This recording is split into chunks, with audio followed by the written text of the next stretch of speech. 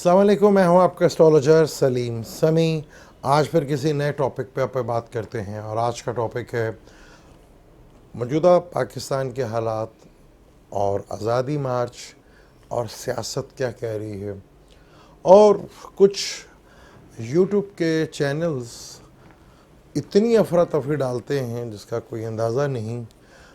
उसका होता तो कुछ नहीं, हमें परेशानी शुरू हो जाती है कि लोगों के कि क्या बनेगा आगे, मुल्क का क्या बनेगा आगे, सूरत हाल। तो इस तरह की खबरें आ रही हैं, उस तरह की खबरें आ रही हैं। जैसे पहले आज से कुछ 4-5 महीने जंग अभी लगी अभी लगी अभी लगी अभी लगी, और अब हालात इस तरह तेज़ी के साथ ख़राब हो रहे हैं। और आज़ादी मार्च का क्या बनेगा। पहले सबसे पहले तो आज जुपिटर आ चुका है अपने घर में। और आगे बात शुरू करने से पहले चैनल को सब्सक्राइब कर लीजिएगा और बेल के बटन को ज़रूर दबा लीजिएगा। अब लोग ने कहा जी मरीम नवाज़ की भी बेल हो गई, ex prime minister Nawaz Sharif साहब की भी बेल हो गई। भाई जुपिटर भी अपने घर आ गया, कैप्रिकॉर्न में सैटर्न भी अपने घर में आने वाला है। तो जैसे मैंने कहा था कि हर स्टार्स वालों को फ़ायदा मिलेगा, तो क्या इनको फ़ायदा नहीं मिलेगा? इनके भी तो कोई ज़ोडिक साइन होंगे, इनके भी तो कोई स्टार कंडीशन होगी, तो डेफिनेट इनको भी फ़ायदा देगी। लेकिन इसका पाकिस्तान को भी बड़ा बेनिफिट्स मिलेगा। अगर टॉरस लगन लें तो 8वां घर दूसरे का पैसा होता है या डूबा हुआ पैसा होता है। जुपिटर पाकिस्तान के उस चार्ट में उस घर में आ गया है। जुपिटर का काम है जहाँ बैठना वहाँ उस चीज़ को बढ़ा देना। 8वां घर जो है सीक्रेट नॉलेज का भी होता है और हिडन चीज़ों का भी होता है और रिसर्च का घर भी होता है। और दूसरे का पैसा, यानी कि ये तो बात तय पा गई है कि पाकिस्तान को पैसा तो मिलेगा। और जैसे खान साहब की जब हल्फ उठाया था उस वक्त भी वीडियो बनाई थी और हमने कहा था कि पाकिस्तान और खान साहब जो है ये फाइनेंशियली मैटर्स का जो मसला है इसको हल कर लेंगे। अब बात करते हैं आज़ादी मार्च की। फिर बात करेंगे हम जो कुछ चैनलों में इतना अफरा तफरी डाल दी जाती है कि बस अभी कुछ हुआ अभी कुछ हुआ, कश्मीर के मतलब क्या होगा, इंडिया के मतलब क्या होगा, इसके ऊपर भी आज डिटेल से बात करते हैं। पहले आज़ादी मार्च का, अब वो दिन नहीं रहे कि कोई मजहबी कार्ड खेल सके।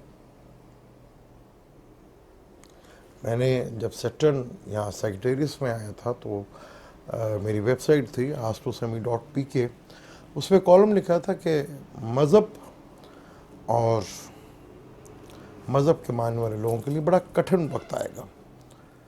तो वो देखा आपने पूरी दुनिया में उसके लिए प्रॉब्लम्स आई। अब मौलाना साहब अगर मजहबी कार्ड खेलना चाह रहे हैं तो शायद उसमें उनको कामयाबी नहीं मिले। अब ये कार्ड पाकिस्तान में नहीं खेला जा सकता, बहुत मुश्किल है कि अब मजहबी कार्ड के ऊपर कोई बेनिफिट्स ले सके। हाँ, जो उनका मकसद था कि इस्लामाबाद तक धरना लाना, उसमें वो कामयाब हो गए, बस इतना ही बहुत है। पहले भी कहा था कि 5 को जब जुपिटर आएगा तो ये धरना अपनी इख्तिताम की तरफ चलता जाएगा। हाँ, जो नुकसान पाकिस्तान को से होना था वो थोड़ा बहुत ज़रूर हुआ, लेकिन मौजूदा स्टार कंडीशन जो है बहुत अच्छी है पाकिस्तान के लिए भी और पाकिस्तान के लोगों के लिए भी।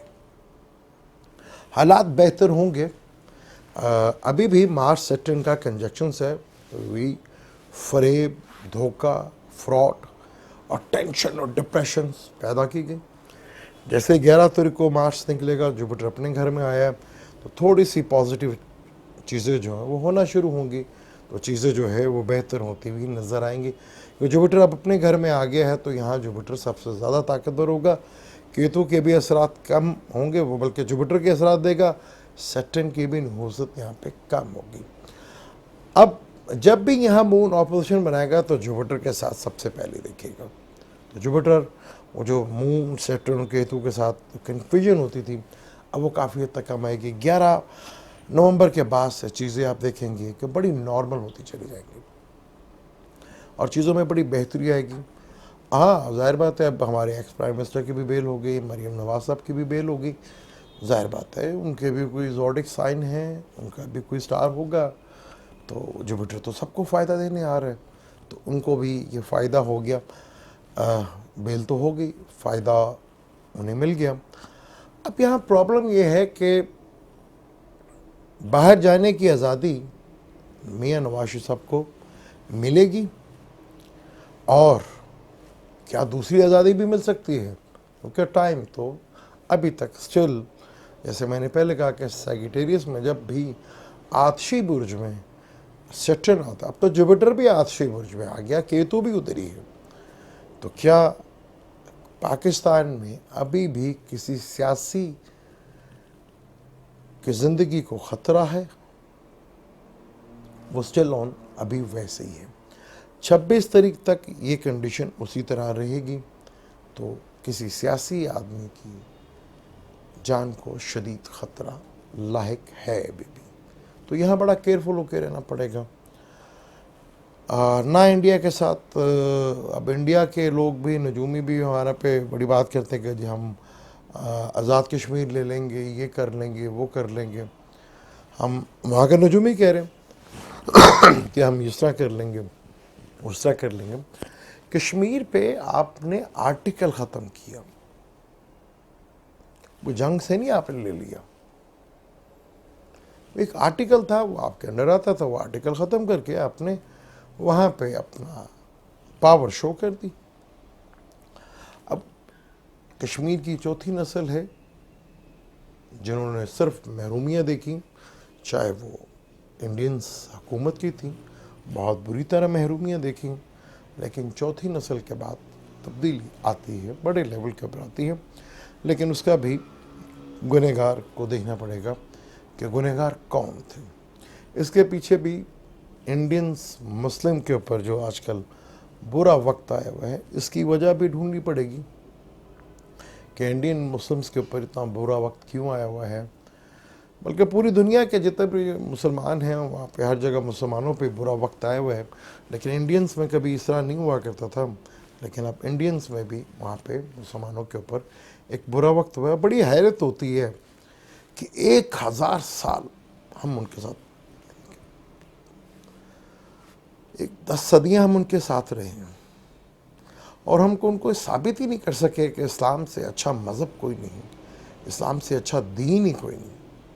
इस्लाम तो सिर्फ पीस की बात करता है। अफसोस होता है कि हम 1000 साल के बाद भी ये साबित नहीं कर सके। इंडिया में पारसी भी माइनॉरिटी है, बहुत कम से लोग वहाँ पे हैं। इंडियन गवर्नमेंट अब बहुत शदीद परेशान है, उनकी नस्ल जो है वो बहुत तेज़ी के साथ ख़त्म होती जा रही है, बहुत कम पारसी रह गए। इंडियन गवर्नमेंट उसके लिए शदीद परेशान हो रही है कि इनकी यार जो पॉपुलेशन से बहुत ज़्यादा कम हो रही है, किसका इसको ठीक किया जाए, क्योंकि उन्हें पता है कि वो लोग जो पारसी हैं इंडिया के लिए बड़े ही इम्पोर्टेंट, क्योंकि वो बहुत ज़्यादा रहमत बसाते हैं। जैसे ये महीना हमारा रहमत का महीना जा रहा है, मेरे प्यारे नबी हज़रत मोहम्मद सल्लल्लाहु अलैहि वसल्लम का यौम पैदाइश, बल्कि मैं तो कहता हूँ कि यौम रहमत का दिन है। इससे बड़ा रहमत का दिन दुनिया में कोई हो ही नहीं सकता। जितनी रहमत आज अगर दुनिया में कहीं नज़र आती है तो वो मेरे नबी के सदक़े ही नज़र आती है। हैरत होती है कि वो पारसियों को वहाँ समझते हैं कि ये लोग बहुत ज़्यादा इंडियंस के लिए फ़ायदेमंद हैं, क्योंकि वो बहुत ज़्यादा वहाँ डोनेशंस, चाहे हॉस्पिटल हो, चाहे एजुकेशन हो, चाहे भूख के लिए हो, बहुत कुछ करते हैं वो लोग, बहुत कुछ करते हैं। इसलिए वहाँ की हुकूमत भी और आवाम भी उन्हें बहुत प्यार करते हैं। क्या मुसलमान 1000 साल रहने के बावजूद भी ये साबित कर सके हम? क्या हम उन्हें ये साबित ही नहीं कर सके कि इस्लाम एक बहुत सच्चा और पीसफुल दीन है? अब ये कमज़ोरी हमारी अपनी भी है। इसी कमज़ोरियों की शायद वजह है कि इंडिया में अब मुसलमानों पे थोड़ा सा वक्त सख्त आया हुआ है अल्लाह की तरफ से। अब हमारे मौलाना साहब के आज़ादी मार्च में जो वो हासिल करना चाह रहे थे और जिस वजह से उन्हें एक काफ़ी ढेर सारी रकम भी इकट्ठी की, उसमें वो कामयाब रहे और वो साबित करने में भी कामयाब रहे कि वो बाकी ऑपोजिशन से, क्योंकि ऑपोजिशन है ही कोई नहीं, ना पीपल पार्टी है, ना नून लीग है, ना कोई दूसरी तीसरी कोई बड़ी सियासी जमात ही नहीं थी। अंधों में काना राजा। तो मौलाना साहब की यहाँ एक बड़े अपोजिशन लीडर बन के बाहर आए। एक ज़ीरा सियासतदान तो हैं। अब ये कहने का मौलाना साहब वहाँ फड्डा डाल देंगे, ये कर देंगे, ये बहुत बड़ी बुरी बात है।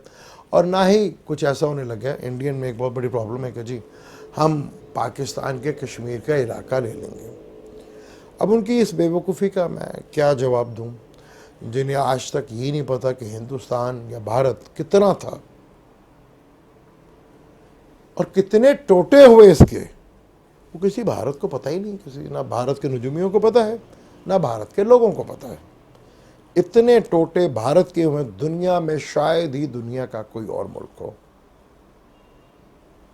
और अगर यही डगर रही तो और टोटे भी हो जाएंगे, फिर ये रोते रहेंगे। तो सिवाय रोने के अलावा इनका तो कोई काम ही नहीं है। अब ये जो है जुल्म जो कर रहे हैं इंडियंस, हिंदू जो जुल्म कर रहे हैं, अल्लाह ही इनसे बदला लेगा, क्योंकि इन्हें आदत तो पड़ गई है जुल्म करने की। जब मुसलमानों पर जुल्म ख़त्म होगा तो ये गुस्सा तो अंदर ही रहेगा ना, फिर वो गुस्सा अपनों ही पे निकलेगा, इनके अपने माँ बाप के ऊपर, अपने रिश्तेदारों के ऊपर, अपने बीवी बच्चों के ऊपर। ये होगी रब की तरफ से सज़ा हिंदुओं के लिए। वक्त दूर नहीं है, होगा ऐसा। अब 17 तारीख को बाबरी मस्जिद का फैसला भी आ रहा है। ये वही फैसला है जो 1989 में शंकराचार्य थे उनके और एक मुसलमान के बहुत ही मोअज़्ज़ज़ कोई मौलाना साहब थे, उनके दरमियान डील हुई थी। उसी किस्म का फैसला अब आ रहा है कि जब अगर कर लिया जाता वो फैसला तो शायद फ़ायदेमंद होता। अब फ़ायदा ही कोई नहीं, अब तो सारा कुछ उन्हीं का है। तो अब तो शायद कुछ मिल भी जाता, अब तो वो भी कुछ नहीं मिलना। एक अलग कहानी है। लेकिन हिंदुस्तान अपने आप को बचाए, अपने आप को करे। उनकी इंडस्ट्री जो है बहुत बुरी तरह तबाह हो रही है। मोदी साहब के झूठ तो चलते रहेंगे, शायद आगे मोदी साहब की कुर्बानी भी देनी पड़े आरएसएस को आगे अपना निज़ाम को चलाने के लिए, क्योंकि उनकी कुर्बानी के बगैर ये पॉसिबल नहीं है कि वो अपना निज़ाम वहाँ पे ला सकें। लेकिन पाकिस्तान में भी ये जो कार्ड खेला जा रहा है कि जी इस तरह हो जाएगा, मुल्क तबाह हो जाएगा, बर्बाद हो जाएगा, आगे तो खुशहाली आ रही है बहुत ज़्यादा। स्टार कंडीशन बहुत तेज़ी के साथ चेंज हो रही है। मार्च में ही, अप्रैल में सैटर्न अपने घर में होगा, मार्स शरफ का उधर होगा, जुपिटर भी उधर होगा, और 10वां घर एस्ट्रोलॉजी में करम का घर है। यहाँ अल्लाह की तरफ से एहतसाब होगा। जिन्होंने जो गुल खिलाए हैं उसका हिसाब किताब देना पड़ेगा, चाहे वो कौमें हैं, चाहे वो इंडिविजुअल लोग हैं, चाहे हुकूमतें हैं। तो मौलाना साहब को मज़हब के कार्ड खेलने से कोई फ़ायदा नहीं होगा, और मीडिया जितनी मर्ज़ी कोशिश कर ले अब वो आगे नहीं भड़का सकता जैसे उसने पहले भड़काई है, क्योंकि डाउनफॉल शुरू हो रहा है इनका भी बड़ी तेज़ी के साथ, और चीज़ें बहुत ज़्यादा डिस्टर्ब होंगी। मीडिया वालों पे बड़ा ही सख्त टाइम आने वाला है ये दिसंबर में। अभी वीनस जैसे यहाँ से निकलेगा, राहु और सैटर्न में आएगा, तो मीडिया के बड़े पर्सनल लोगों के ऊपर कोई आफत और कोई बड़ी टेंशन और कोई बड़ी ख़बर भी सुनने को मिल सकती है। तो कोई परेशानी वाली बात नहीं है, ना कोई जंग हो रही है, ना कोई इंडिया हमला करने जा रहा है। इंडिया की इतनी हिम्मत ही नहीं है कि वो हमला कर सके। पीसफुल चीज़ें हैं, ना वो इतने बेवकूफ़ वो हैं कि वो करेंगे।